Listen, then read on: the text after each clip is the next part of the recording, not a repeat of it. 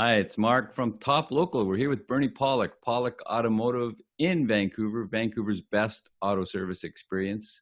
22-time winners of Best Auto Repair in Vancouver, and as voted by their customers. We're going to talk about what to do if your car sits for a while, since that's happening a lot these days with COVID-19 shutdown in the world, essentially. So what happens when a car sits too long, Bernie? Well, a lot of times it won't start, for one. Things tend to deteriorate. There's certain things you should do with your car to keep it going. I mean, keeping it running every once in a while is a good thing for a car. There's no doubt about it. Running and driving is critical. And, it may not make sense. You may own two cars and you don't need to drive one of them. You're paying money for insurance. You need to take that off. So the question is what are the best things to do? And we're going to talk about that in this episode. All right. You mentioned it might not start. So what's the best way to keep your battery charged if you're not driving the car? Well, it's very dependent on where you live. So if you live in a house with a garage or somewhere you can plug a battery charger in, the ideal thing to have would actually be a trickle charger that you keep on the battery all the time. A trickle charger is something that it'll put 1 or 2 amps of a current into the battery continuously, and that's a good thing, probably the best option. If you don't have that ability, of course, say you live in an apartment with an underground parking lot with no plugs or outlets, probably the best thing to do would be to actually start the car, run it, and take it for a little drive every once in a while. And we can talk about that a little further down the podcast. But you kind of need to get creative. Ideally, a charger is a good thing. If you don't have a trickle charger, maybe you have something that's got a little more power, and maybe once a week you put it on for a day or so, or a few hours. Those are the options. But the key is to try to keep your battery charged. So you mentioned driving the car. It's kind of obviously cars are meant to move. Why is that so important? Well, what happens is when a car sits, and especially if it sits outside, disc brakes tend to get rusted because it's basically bare metal and moisture will get on it. Now, again, if you live in the Arizona desert, you probably won't get so much rust. If you live in Vancouver, where we are, it tends to rain a lot. Brakes tend to rust up. And again, you want to be driving it will wear that rust coat off the brakes. But also, if left long enough, tires actually will develop flat spots on the tires. Now, this has to be left for quite a long time. It's a good idea for the fluids to be circulated through the engine, through the transmission, and moved around. So in an ideal scenario, if you could actually start your car up once a week, drive it around, warm the engine up, drive it around the block a couple of times, that would be the ideal thing to do. Now, of course, if you don't have insurance on the car, how are you going to deal with that? Maybe just starting it and running it, moving it back and forth a little bit was a good thing. But let the engine warm up, let it run for a little while so the energy is actually restored back into the battery from starting and whatever's been depleted from sitting. So what about the gas tank? How long can you let your car sit and not have a problem with your gas? Well, gas does deteriorate over time. And again, if you know that you're going to put your car, say, hey, I'm going to store this thing for a year, best thing to do is go fill the gas tank up. And there's an item called a fuel stabilizer.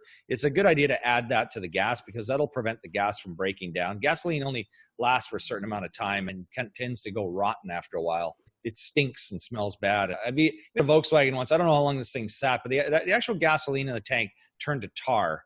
And it basically made the vehicle useless. Again, that's an extreme condition, but if you know you're going to let it sit for even maybe 6 months, fill the tank up full. That also prevents moisture from building up inside the tank, and that can create a number of other problems. You don't want moisture in your fuel. Especially modern vehicles don't have fuel filters like they used to in the past. Like there's a filter in the tank with the fuel pump, but it's not quite as sophisticated as they used to be at one time. So keeping clean fuel is really critical. And that moisture buildup is just from the temperature variation of nighttime to daytime that causes the air to condense liquid into whatever. On my brakes in the vehicle, in the garage, I still get rust on my brakes.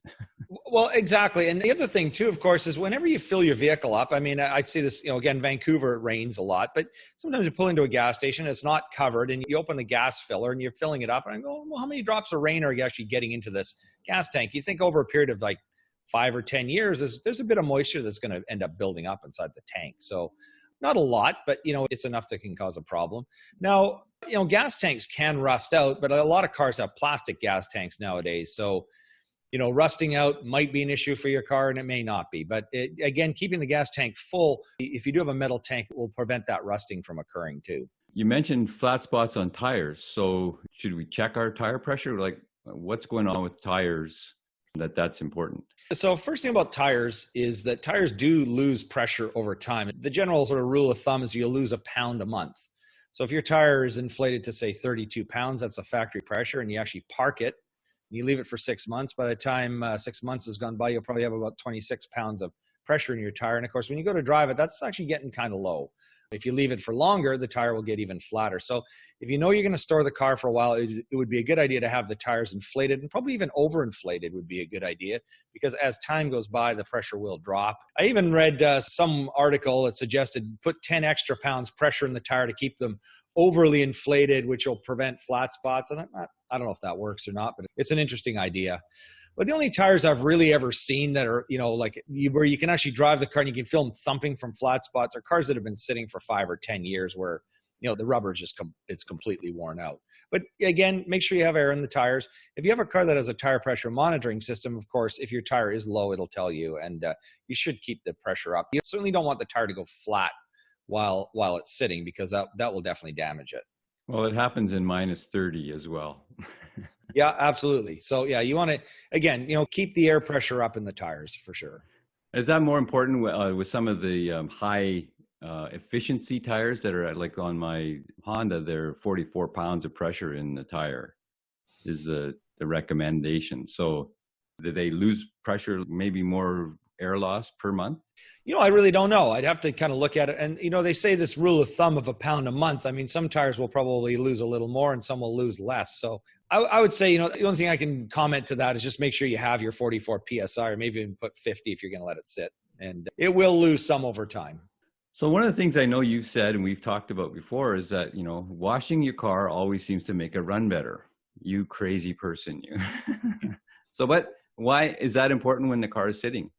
Absolutely. So if you're parked your car clean and you're in an underground parking lot somewhere or in a garage, where it's just going to get maybe a little light layer of dust, that's probably okay. But if you're parking outside where, you might get some tree droppings like sap or fruit, like say a cherry tree, or leaves dropping, or bird crap, essential to wash that off. So keeping your car washed is really important, and keep it clean.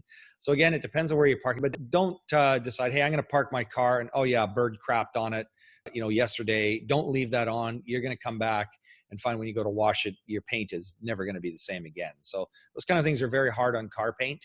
So it's essential, again, to park your car clean and keep it clean.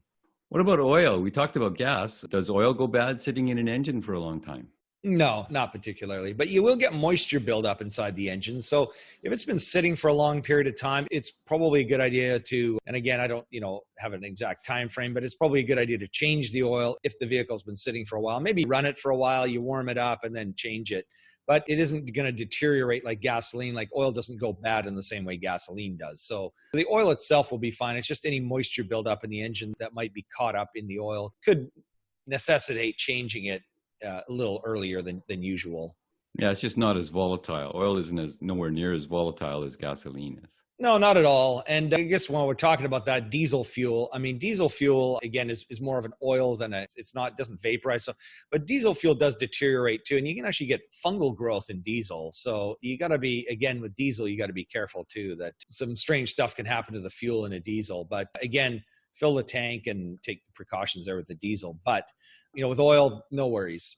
So we mentioned that, starting might be an issue. Like what happens, how long, if I'm just leaving my car for a week, is that an issue that with it starting, or what's the time frame? What are the kind of hidden parameters, phantom drains, or things that we might not know about that we might find out from sitting? Yeah, well, and again, you don't really know some of these things, because if you drive your car every day, you may have a larger parasitic drain than usual. And if you leave the car for a week, all of a sudden it's dead, or it might reveal things about your car that you didn't know, like that battery that you thought was good maybe isn't quite as good as you thought. I mean, I think like in any car where everything's in good condition, you should be able to leave it for 2 weeks to a month and it should just start up just fine. But in the real world, it's hard to know. But if you're leaving your car for a week between running it, that's perfectly fine. It's not an issue, even a couple of weeks. But, if you leave it sitting for a couple of weeks, again, like a good warm up and a good run with it would be a really good thing to do. Okay, these all sound like really good ideas. Any further thoughts about how to take care of your car if it has to sit for a while? I think we've covered pretty much everything. If it sits for a very long period of time, best to get an inspection done on it because things like certain brake components can start leaking. So this is more than just, the COVID-19 short shutdown. This is like if you're storing a car for a long period of time, then a really thorough inspection is definitely something that needs to be done. But the key is, if you can get your car out, drive it, warm it up, run it for a bit, that's going to be the best thing you can do. So there you go. If you need to look after your vehicle and you want reliable mechanics who are expert, world-renowned now, Pawlik Automotive in Vancouver, you can reach them at 604-327-7112 to book your appointment. You have to call and book ahead. They're always busy. Or check out the website, pawlikautomotive.com, our YouTube channel, Pawlik Auto Repair. Thanks so much for watching. We really appreciate it. Thank you, Bernie. Thank you, Mark. Thanks for watching.